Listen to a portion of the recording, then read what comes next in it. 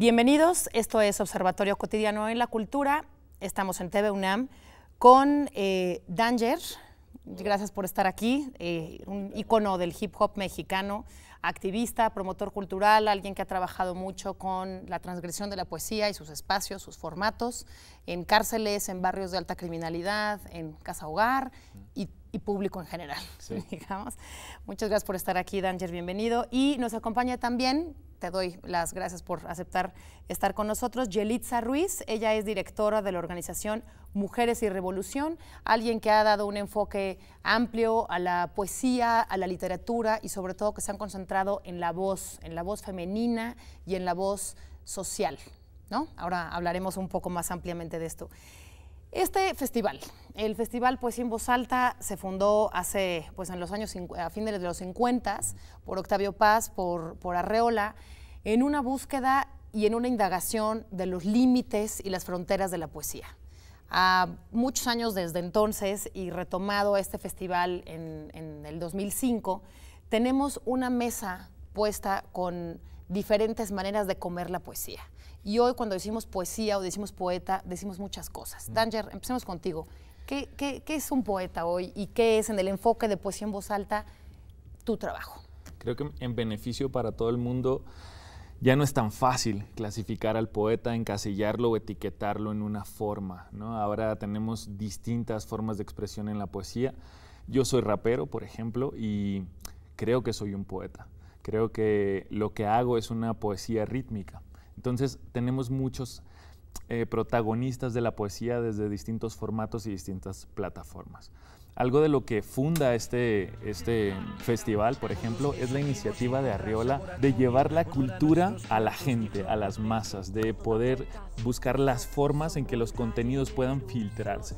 Y eso es algo que yo adopté y que sigo haciendo con mis proyectos. Que la poesía se salga de los esquemas habituales y de los círculos elitistas que durante mucho tiempo fueron los únicos receptores de la poesía, con esta mirada de una alta cultura. Es cierto. Entonces, Yelitza, tú lo que haces también es tomar algunas figuras sociales, incluso jurídicas, para darle voz a la voz. Tú lo que quieres es hablar de la voz y los alcances de la voz más allá de la poesía y más explorados hacia sus ámbitos sociales.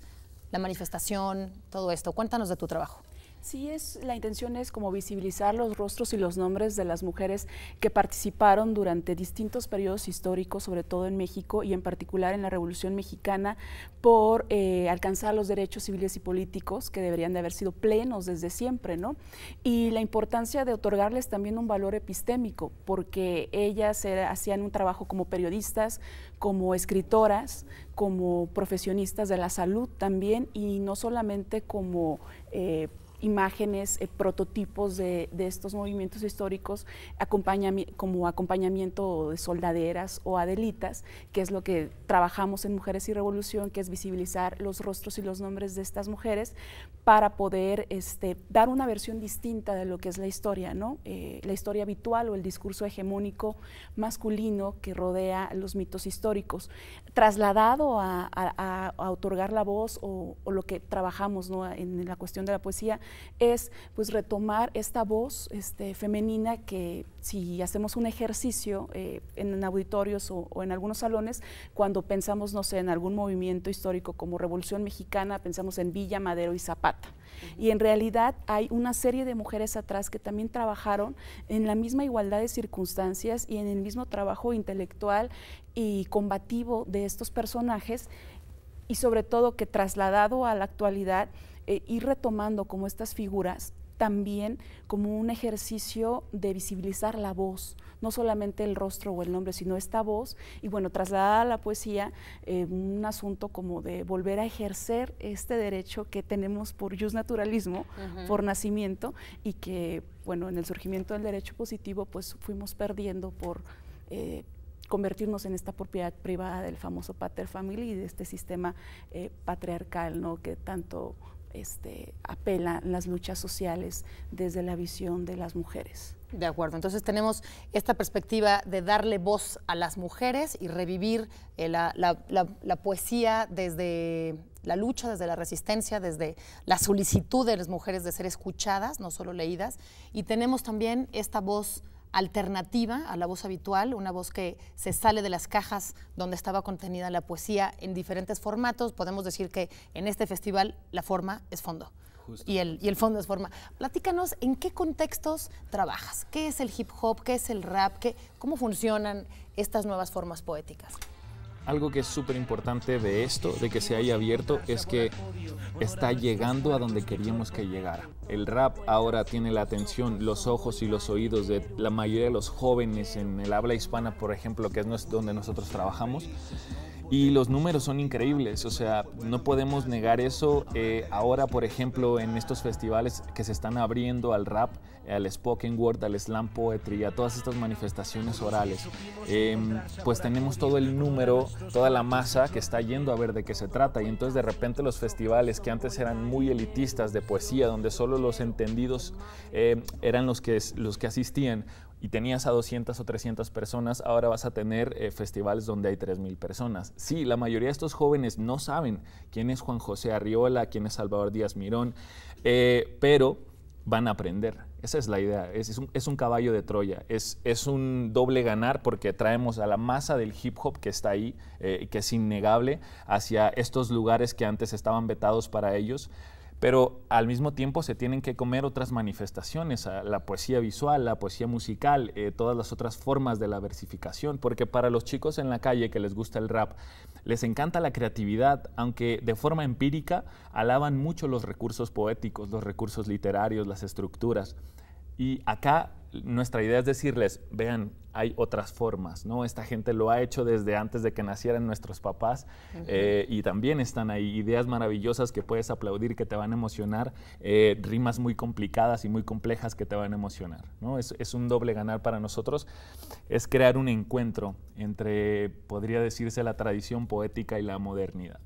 Entre la música, es decir, la poesía ha tenido poesía concreta, poesía escultórica, hay una serie de movimientos editoriales y bueno, por supuesto, de las artes visuales y la poesía. ¿Y la relación de ustedes, al menos la tuya, es más poesía-música?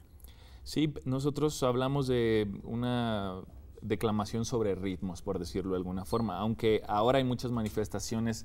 Tenemos un proyecto que se llama Acapelas, que es una especie de micrófono abierto donde el rap es el anfitrión, y tenemos invitados especiales cada 15 minutos, entonces estos invitados especiales vienen a rapear pero a capela. Entonces buscan otras formas. Al no tener el respaldo musical, empiezan a buscar otras formas performáticas en la entrega, en el delivery.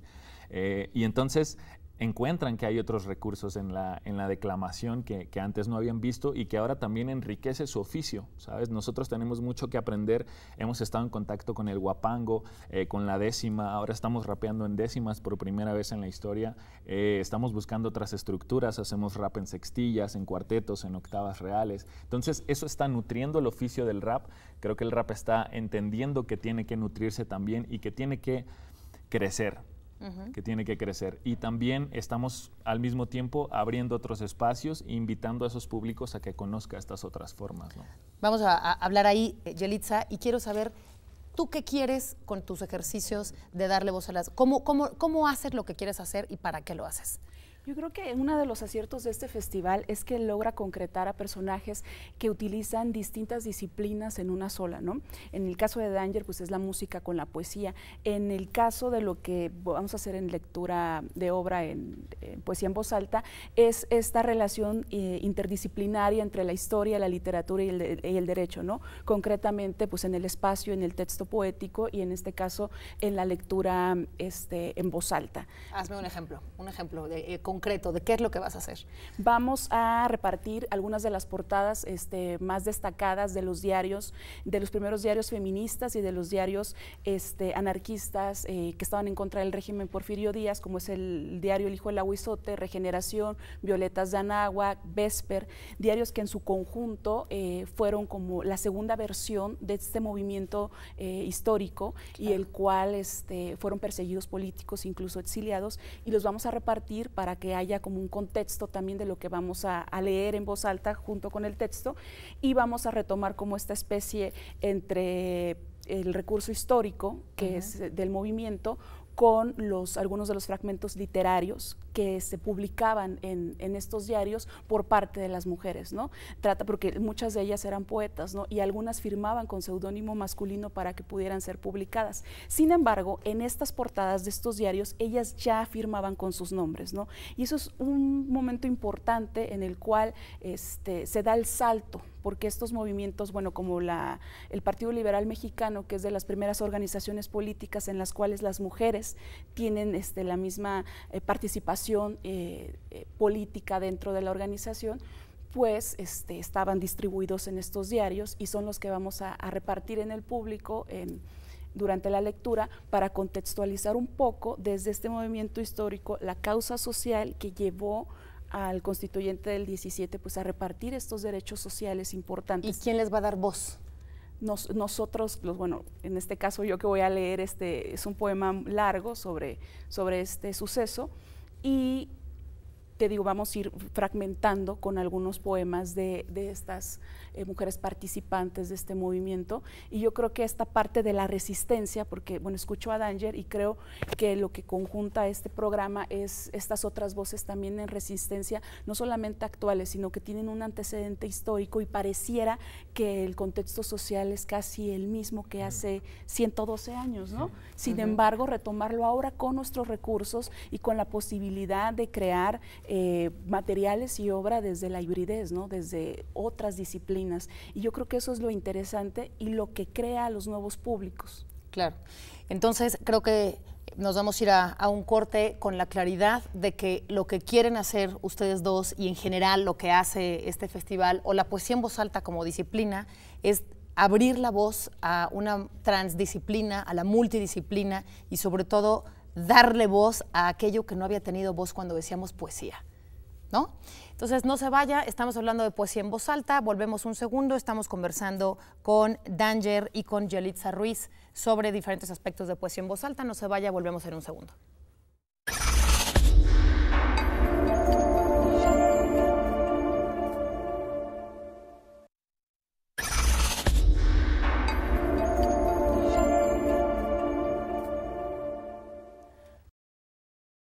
Estamos de regreso en Observatorio Cotidiano en la Cultura, hablando de poesía en voz alta. Y nos quedamos, Yelitza, Danger, en esta parte donde este tipo de festivales son importantes para darle voz, justamente, hacer visible y escuchable esta voz que está silenciada, incluso cuando decimos poesía. ¿Por qué no nos platicas con mayor precisión cuál es este terreno nuevo de la relación música contemporánea y poesía? Sí, voy a intentar concretizarlo porque es muy grande, pero básicamente el hip hop nace en Nueva York, empieza a salvar vidas ahí, en una situación de entornos desfavorables y de opresión política juvenil, y permea en todo el mundo y lo adoptamos en todos los barrios. Yo por el rap he tenido la fortuna de estar en muchos países y doy talleres como en los lugares más conflictivos de esos países, y el Chorrillo en Panamá, el Callao en Perú, y los contextos se repiten una y otra vez, que era lo que decías, ¿sabes? Falta de educación, de recursos económicos, de poder de crecimiento, etcétera. Marginalidad, segregación. Y el rap lo que hace es tan hospitalario que yo en un taller con niños, en una hora los tengo rapeando. Entonces, empodera muy rápidamente a los jóvenes. Nunca antes los jóvenes, desde tan jóvenes, habían tenido ese poder de bajarse un programa de grabación en su computadora, de hacerse una canción, subirlo a YouTube en 30 minutos y ser artistas. Entonces, estamos escuchando lo que tienen que decir. Es un termómetro social increíble que no hemos podido aprovechar. Descubrimos que esto empodera a los jóvenes, que los hace abrirse a la cultura, que es una puertita que te lleva a entender que hay algo más allá del horizonte. Salva vidas, la mía y la de muchos amigos, entonces decidimos que podemos replicarlo. Vamos a más barrios, empezamos un movimiento con estos jóvenes, hacemos muchas clases de actividades, hemos hecho proyectos maravillosos, terminamos replicando esos proyectos en otras ciudades, ahora en otros países. Y luego entendemos que nos gustaría llegar a más gente y que para eso pues hay que entrar a muchas partes. Una es el mainstream, otra es el sector cultura, que para nosotros era un sector cerrado. Claro. Entonces aprendemos a hablar como hablan ellos, porque nosotros en el barrio no teníamos muchas posibilidades de educación, pero empezamos a aprender, no solo yo, hay mucha gente que está intentando hacer lo mismo. Y empezamos a viajar para encontrar primero la raíz de la improvisación, que el rap es la forma más compleja de la improvisación oral actualmente. Pero empezamos a buscar en la Huasteca Potosina, luego en el Punto Cubano, en la Sirena Panameña, en muchas partes, esta improvisación tradicional desde siglos, que bueno, viene con los españoles, pero que adoptan en Latinoamérica.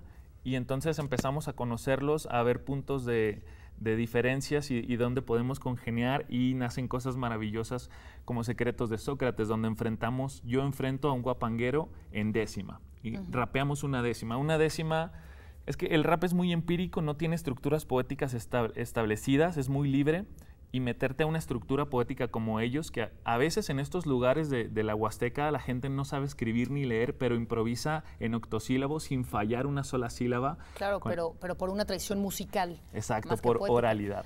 Échate una décima. Yo creí que la muerte hacía igualdad entre los hombres, porque se ha llevado a un pobre y a un rico en el mismo día. El velorio me daría una sorpresa imprevista, con las cajas a la vista. La primera era de plata, la otra madera barata, hasta la muerte es clasista. Eso es una décima, Spinella, claro, ¿no? Y un formato menos tradicional, más hipopero, más rapero. El rapero es más libre y es como...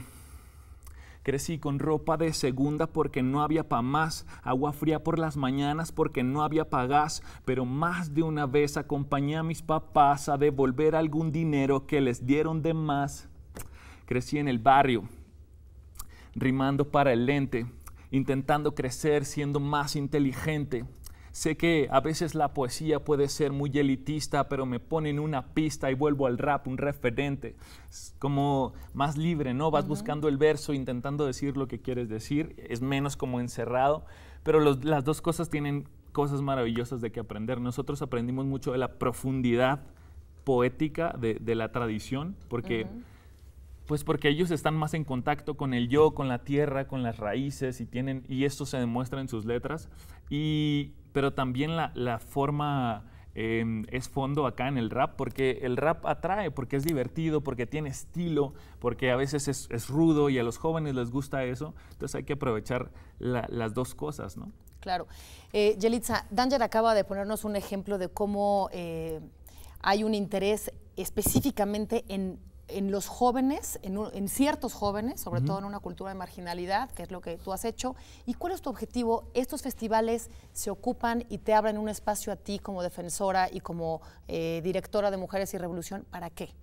Sí, y fíjate que es bien interesante lo que escuchaba con Danger también, porque esta parte como de sacar a la poesía de la comodidad habitual de los espacios que creemos que son exclusivos para la poesía o exclusivos para los poetas, pero también con estas formas clásicas de hacer poesía que tenían estas mujeres del siglo XX, sin embargo eran relegadas o eran invisibilizadas. Lo que nosotros queremos, bueno, en este caso lo que se pretende, el objetivo es darle esa voz a estas mujeres que publicaban en estos diarios, pero sin embargo habían estado un poquito ocultas por toda esta cuestión de lo que pretendemos o pensamos creer que es poesía. Estos espacios son vitales para eso, para tratar de recopilar o de desempolvar un poquito estas otras formas que también eran visibles, no solamente en el contexto literario, sino en la cuestión de la resistencia social, ¿no? Que es como vital para esta cuestión. Lo que quiere hacer el proyecto en general de Mujeres y Revolución no solamente es enfocarse a los jóvenes, sino sociedad en general, sobre todo porque muchas compañeras trabajan con niños, ¿no? Para tratar como de cambiar estos estereotipos históricos también desde las otras versiones, sin querer llegar a la conclusión de que la versión femenina sea mejor que la otra, sino dar esta otra opción que había estado empolvada durante mucho tiempo y que es importante pues darnos un clavado en la prensa nacional de hace muchos años, darnos un clavado como a los archivos que son la memoria viva, ¿no? Que están el archivo ahí, de la voz. el archivo de la voz, y trasladarla, ¿no? Es otra forma de darle voz a estas otras plataformas de visibilización y de memoria en resistencia, ¿no?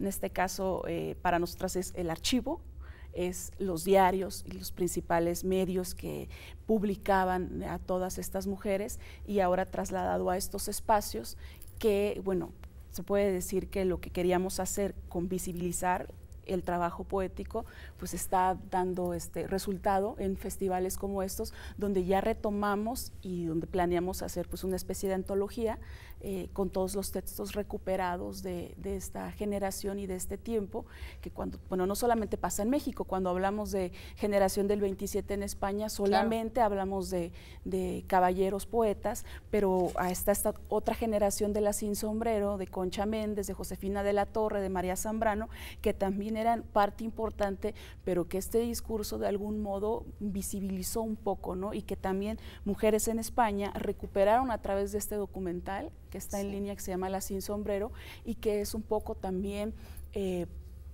una pauta que pretende hacer Mujeres y Revolución con nuestra propia historia, con estas otras plataformas de dar voz de forma alta, ruida y consistente a los discursos de las mujeres y sobre todo a la poesía, que para mí la poesía interesante que se está haciendo en la actualidad está escrita por mujeres. Claro. Danger, el rap y las mujeres, el hip hop y las mujeres. Es importante entender que la subcultura que es el hip hop es un reflejo de la cultura a la que pertenece. Entonces no está libre de las misoginias y los machismos. De hecho, más que estar libre, las ha reproducido históricamente desde su nacimiento. Pero hay mucha gente que está luchando porque las cosas cambien. Incluyéndonos dentro de estas personas, siempre buscamos como abrir espacios, como incentivar. Creemos mucho en la ejemplificación. Por eso nos importa la inclusión, porque si una chica ve a otra chica en el escenario, como que se anima más a estar ahí, ¿no? Hay buenas raperas, están haciendo las cosas muy bien en el mundo.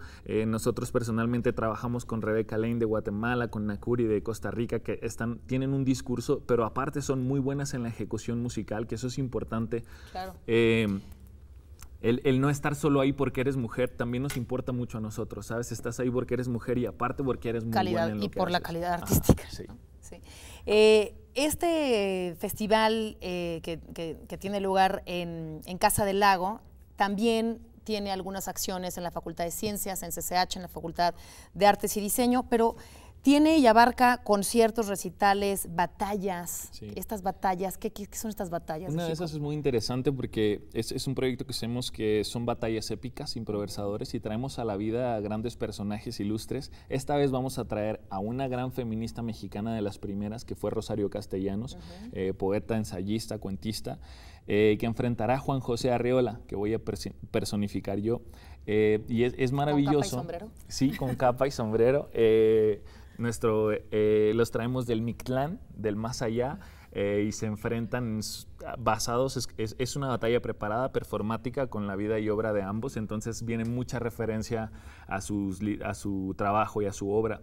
Y es una forma de hacerle más atractiva la obra de estos grandes personajes a los jóvenes, ¿no? A los públicos jóvenes.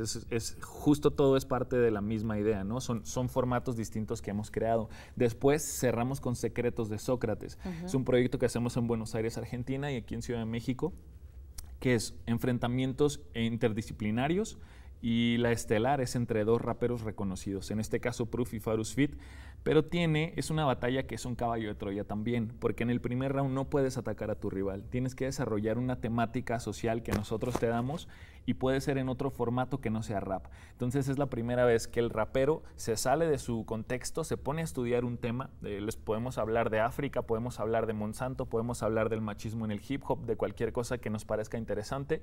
El rapero se da un clavado, se pone a prepararse y puede hacer un spoken word sobre eso, puede hacer una declamación o puede hacer un rapeo a capela. No puede haber música. Pues entonces, ahí estaremos entonces. Sí, se pone divertido. Pues ya lo escuchó, esto es el Festival Poesía en Voz Alta. Antes de irnos, Yolitza, una frase con la que quieras convencernos de lo que es la poesía para ti. Pues yo creo que es resistencia y memoria, ¿no? Y trasladarla a los espacios abiertos es la intención no solamente de Festival Poesía en Voz Alta, sino de pues la forma de vida de muchas de las personas que nos dedicamos a desempolvar archivos y a leer en voz alta, ¿no? Muy bien, pues en memoria y resistencia, me gusta. Creo que algo que define esto es: lo que no se mueve, se muere. Hay que abrirnos a escuchar, a entender otros formatos y otras formas que también son muy ricas en ideas y en creatividad y en fondo. Pues felicidades, estaremos siguiéndolos y esperemos que usted también en Festival Poesía en Voz Alta, en Casa del Lago y también en la Facultad de Artes y Diseño y en la Facultad de Ciencias y en el CCH de Vallejo. Así que no se lo pierda, busque la programación. Esto fue Observatorio Cotidiano en la Cultura. Nos vemos hasta la próxima.